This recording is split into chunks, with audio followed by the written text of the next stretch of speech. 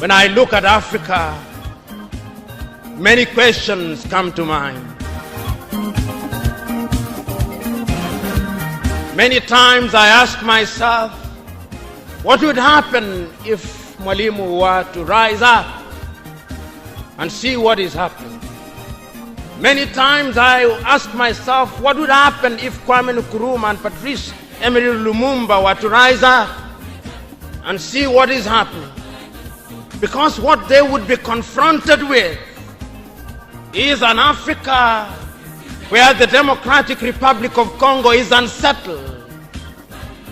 There is a war going on there, but it is not on the front pages of our newspapers because we don't even control our newspapers and the media. As I speak to you, the Central African Republic is at war, but we talk of it only mutedly. As I speak to you now, in South Sudan, the youngest nation in Africa, the Nuer have risen against the Dinka. As I speak to you now, Eritrea is unsettled. As I speak to you now, there is an ease in Egypt as there is an ease in Libya. In Niger, it is no better. In Senegal, in the Casamance, is no better. In Somalia, is no better. Africa is at war with herself. This is what they would be confronted with. They would be confronted with an Africa which statisticians and romantic economists say is growing, but which in truth is stagnated. That is the Africa that they would be confronted with. They would be confronted with an African which, as Professor Mlama intimated in our presentation here, is an African which is suffering from schizophrenia. He does not know herself. They would be confronted with an African whose young men and women have no interest and low love for their continent. They would be confronted with an Africa where young men and young women are constantly humiliated at the embassies of European countries and at the United States of America as they seek the almighty green card. They would be confronted with an Africa where young men and women from Niger, Nigeria, Senegal, Mali, and Mauritania drown in the Mediterranean as they seek to be enslaved in Europe. This time round, Africans are not wailing and kicking as they are being taken away to be enslaved. They are being seen wailing and kicking as they seek to be enslaved in Europe and America. This is the tragedy of Africa. They'll be confronted with an African where people have lost their self-pride. An Africa where Africans are not proud of their things. An Africa where in the hotels of Dar es Salaam or Nairobi, even food has foreign names. When we fry potatoes, we call them French fries, even when they are fried in Dar es Salaam. That is the Africa that they would be confronted with. They would be confronted with another Africa. An Africa which does not tell her story. An Africa whose story is told by Europe and America, the CNN, Radio Deutsche Welle, Radio France. That is the Africa they would be confronted with. They would be confronted with the young men and women who have no pride in Africa.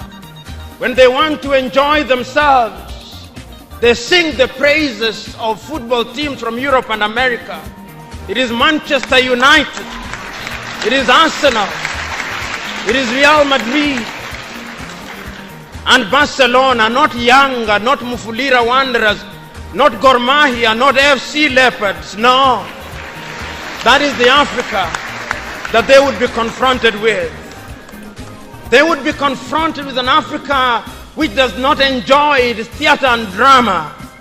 That Africa celebrates Leonardo DiCaprio. It celebrates Angelina Jolie and Brad Pitt. The Africa does not celebrate Genevieve Naji of Nigeria, or Rita Dominic, or Lou Jacobs of Nigeria. It does not celebrate Bongowood or Nollywood or Riverwood. It celebrates Hollywood. That is the Africa with which they would be confronted.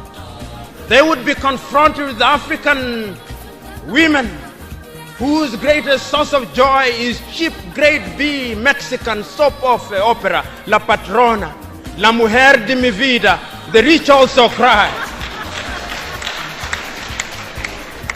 Why must we remind ourselves of these realities?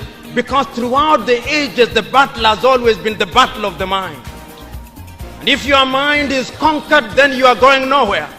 And that is why in the ages of enlightenment in Europe, the great René Descartes said, cogito ergo sum, I think, therefore I am.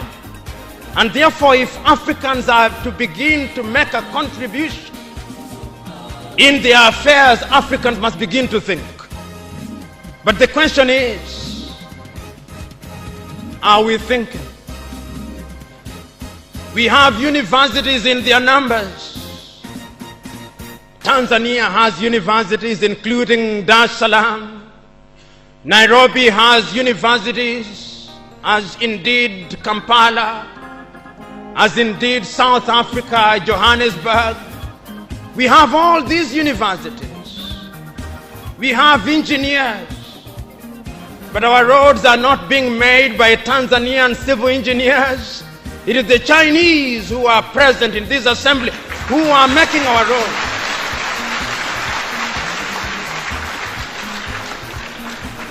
So we have engineers who cannot even make roads. We have doctors whom we have trained. But when we are sick, particularly if we are of the political class, depending on who colonized you, if you are colonized by the United Kingdom, you rush to London.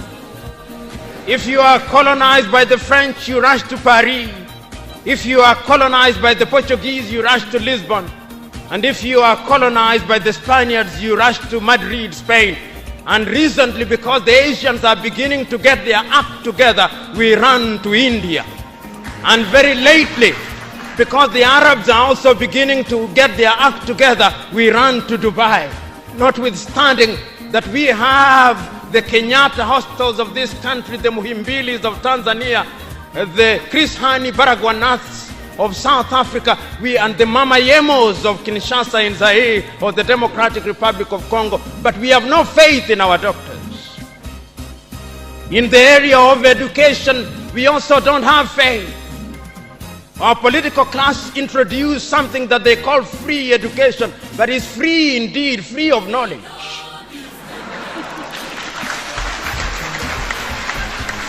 Because they are so suspicious of those institutions that the typical African politician would not dare take their children to those schools. Their children will be educated in the British system, in the American system, so that when they graduate, they go to the United Kingdom, to the United States. Not that there is anything wrong with those institutions, but the agenda is wrong because our leaders long lost the script and ought to be described for who they are, our misleaders. But we are co-authors of our own misfortune. Whenever we are given an opportunity to elect our leaders, we are given a blank check. And if you give me a blank check and you allow me to analogize, and you say that I'm given the blank check to buy a Mercedes Benz, what we do is that when we are called upon, having been so empowered, we buy what one calls a tuk-tuk from India and expect it to behave like a Mercedes Benz. How does that happen? Because what we do is to elect thieves. We elect hyenas to take care of goats, and when the goats are consumed, we wonder why.